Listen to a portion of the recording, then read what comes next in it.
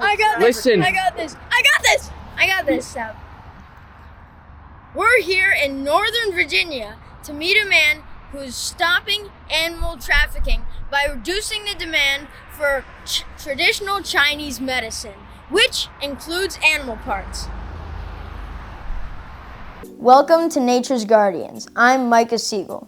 Each week, I talk with experts about animal conservation. They are nature's guardians, and you can become one too.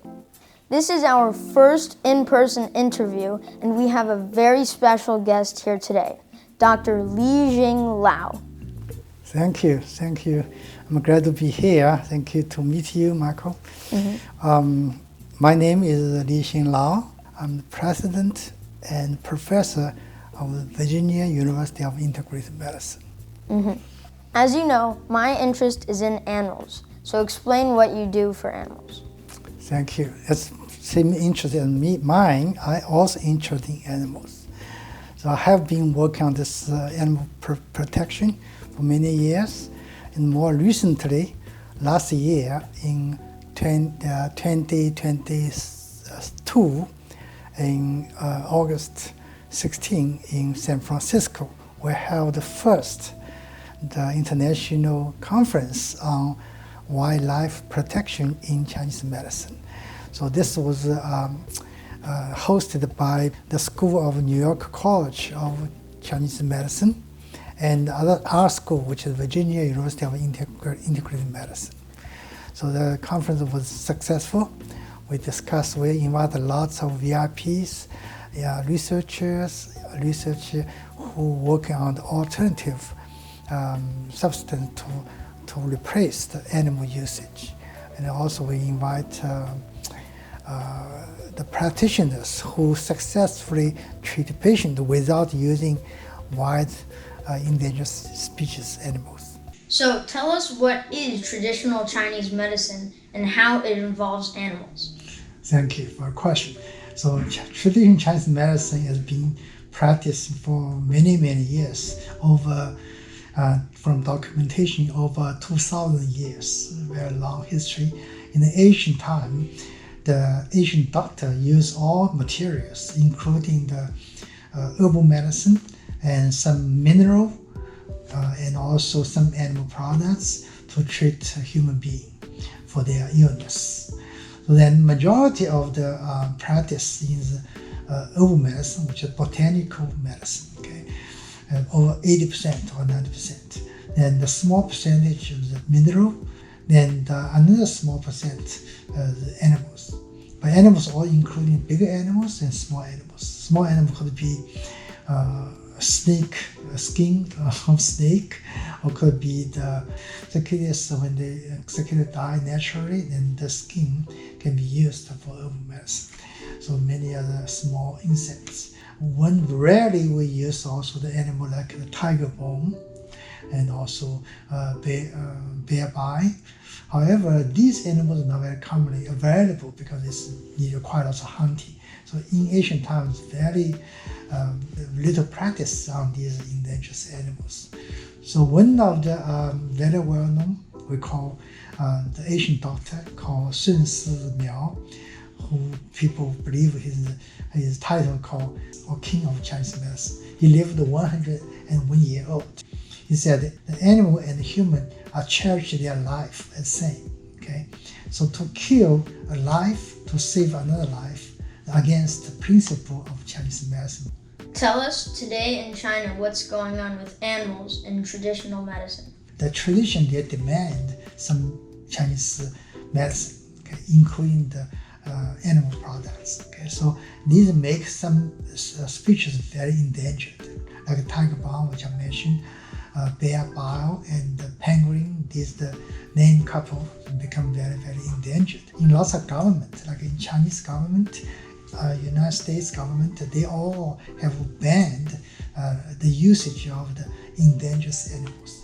The penguin scale and the tiger bone, and they all become the grade 1, first grade protection. So they legally people cannot use it. And actually, as I practiced Chinese medicine for many over 30 years, I never able to using endangered species in my practice, and I still have very successful treatment for my patients. So, if I understand you correctly, people are going to buy these products without the doctors. These products can be found in over-the-counter. People can just buy themselves. But however, some patients may be recommended by the TCM practitioners. Tell them, oh, in your illness, you may should take these products or take other products. But we don't have the figure. We don't have the figure how many the recommendation made by TCM practitioners. That's why I made a survey to ask all TCM practitioners whether you prescribe the herb to the patient or not. The majority of the TCM practitioners said they don't, they usually do not. However, we not only want them to not recommend these herbal products or animal products contained herbs to the patient, but also want to lead TCM practitioners to educate their patient, to tell them why you should not choose these products over the other products. What about other places outside of China, still in Asia? I think there are many countries because in Asia there are lots of countries share similar culture, similar the tradition. So many other the country they also use the Chinese herbal medicine. Okay, although sometimes they don't call Chinese medicine, they call Oriental medicine or Asian medicine, but they share a similar practice. So that I know, like Burma, one country, Vietnam, sub-country, they still use lots of the same products. But other countries like Japan and Korea, they more regulation affected in the. For example, I noticed that in Korea they decide that no longer they have farm for grow the bear for the bear bile. They decide to stop now.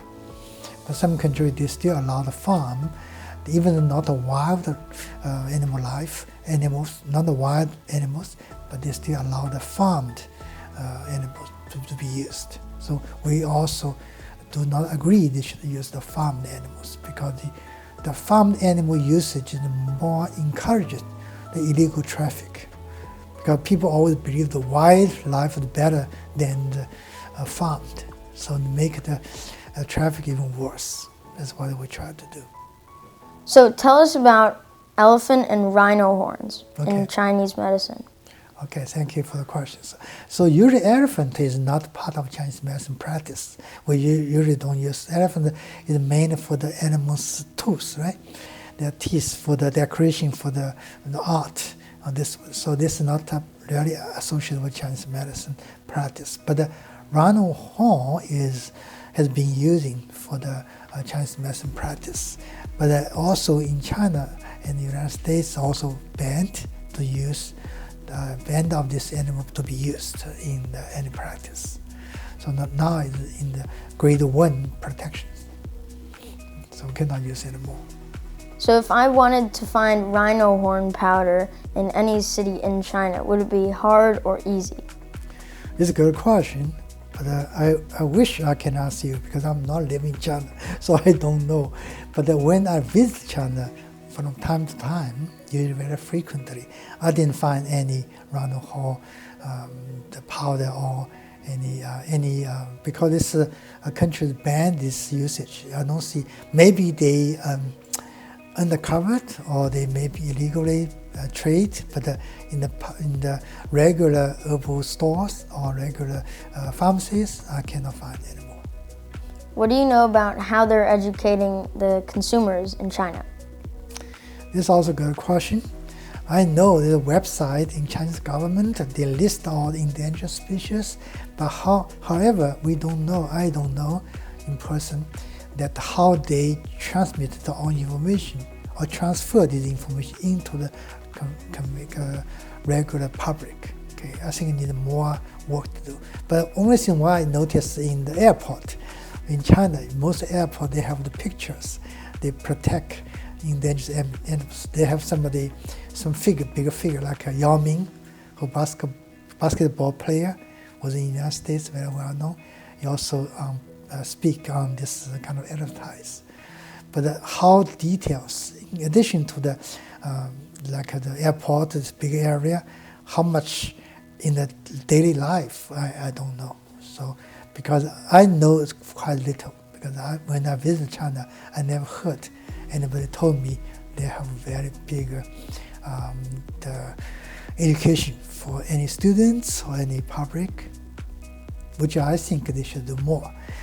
The best way is we should educate people, younger generation like your age, like in the first grade or in the elementary school, and also elementary school and middle school, high school students, let them understand how important to protect wildlife and endangered species. Mm-hmm. That makes a lot of sense. Yeah. So, how are you trying to incorporate that into schools and colleges and universities and places where there are young people? Okay, thank you. That's a good question. So, in the United States, we have been doing very extensively and very good job here. So, in our school, there's the herbal course. In our school, mainly we train younger generation to be Chinese medicine and acupuncture practitioners, right? So there are lots of young people in our school, as students. So we have lots of courses they'll take. So when we teach the course, we tell them which the species is endangered. We cannot use it anymore. We teach them. Actually, I just showed you earlier, the book, textbook, there's one chapter about all these endangered species that no longer can be used in the United States. So this is in our school. But in China, we need to do more work to work with our colleagues in Chinese universities to let them know they should also incorporate the concept into their teaching curriculum to teach the younger generation of Chinese medicine practitioners about that. So every year, 150 tigers are poached, approximately that number. So where do all those products end up? In traditional Chinese medicine, the only products we used in old time or in the old document used the tiger bone. The bone to boil together with other herbs to strengthen your bone, human's bone. And so that's the reason. But the other, like skin, we never use, or meat, not used in Chinese medicine. Are you familiar with the doctrine of signatures? No. No? I never heard about this. So can you explain to me what it is?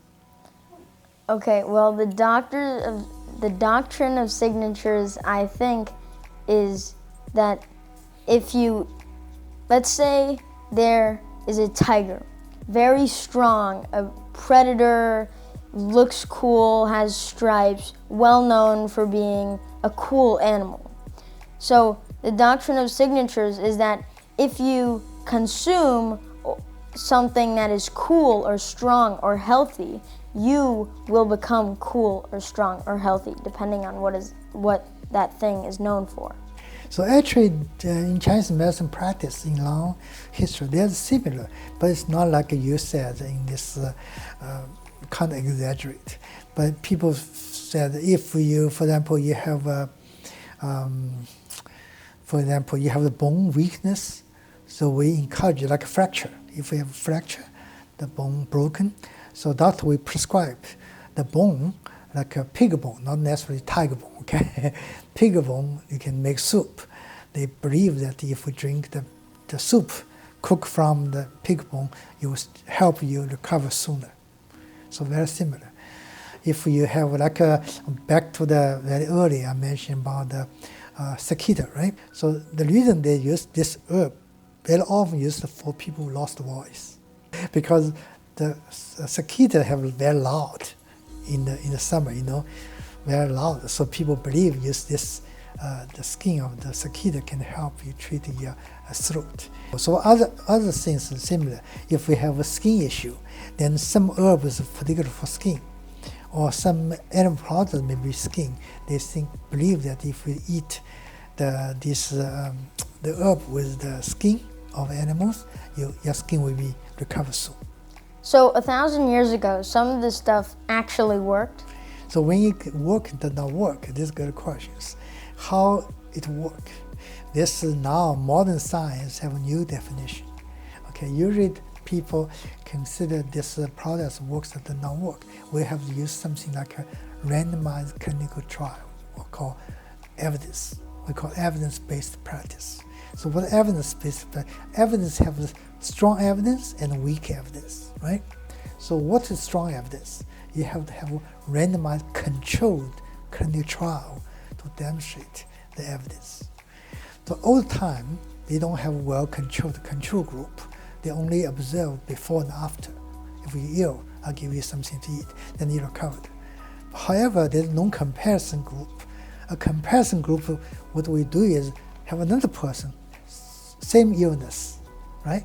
But we don't give you the same products. They also get healed, also getting recovered. So that's called evidence.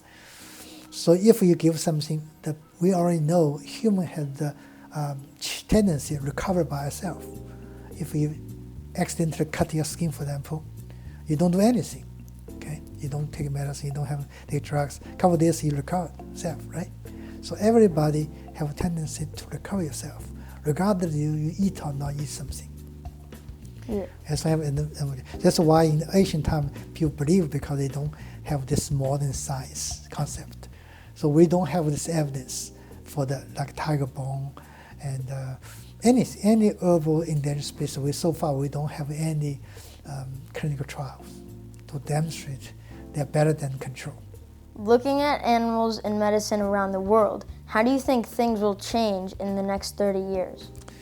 It's a very good question, and this is the urgent issue we have to address. Because if we don't do anything, if we still let people to use this endangered the animals, so in 30 years later, many of the endangered will be extinct. So we have to do every day to ask everybody to join us team, join our effort to protect these wild animals. So hopefully, if this can be changed, if everybody join us, it can participate in this wildlife protection.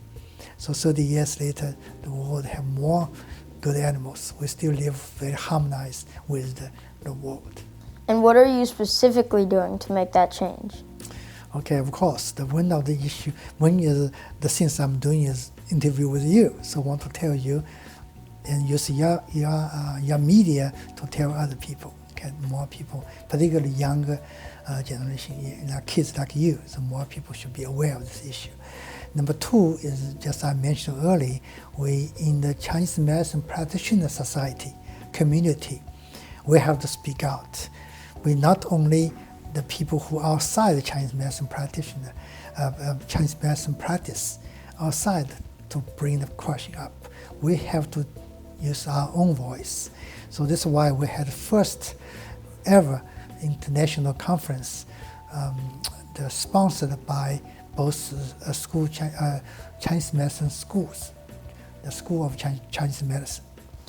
So that's what we do. So now we have more people join us, then we can tell more public, more consumers don't use these animal products. So let's say someone is watching this video and they want to do more than just not cause any more bad and buy these products. They want to help animals and stop this, right? What can they do? If their parents buy something, or their friend say, oh, this is good products, you should take this, good for health. They should be more cautious to see if the ingredient of the bottle, the list in the bottle, include endangered species or not. If they include endangered, should tell their parents or tell their friends and tell anybody who uses not good to use. Tell them to stop using this. Because there's no scientific evidence. They only trigger your money, take away your more money from you, but never make you healthier. Is that the end? Okay, great. Thank you for joining us today, Dr. Lao. Thank you very much. I'm very pleased to get interviewed. Best of luck for your media. Okay, thank you. I don't know the outro. And thank you for watching. You can help the... wait. You can help animals. You can help animals by subscribing to this channel and subscribing to this channel. You can help animals by subscribing to this channel and like the video you're watching right now. I'll see you next time on Nature's Guardians. Bye. Ding, ding. Very Good, good. excellent. Very good. Thank you so much. Good job.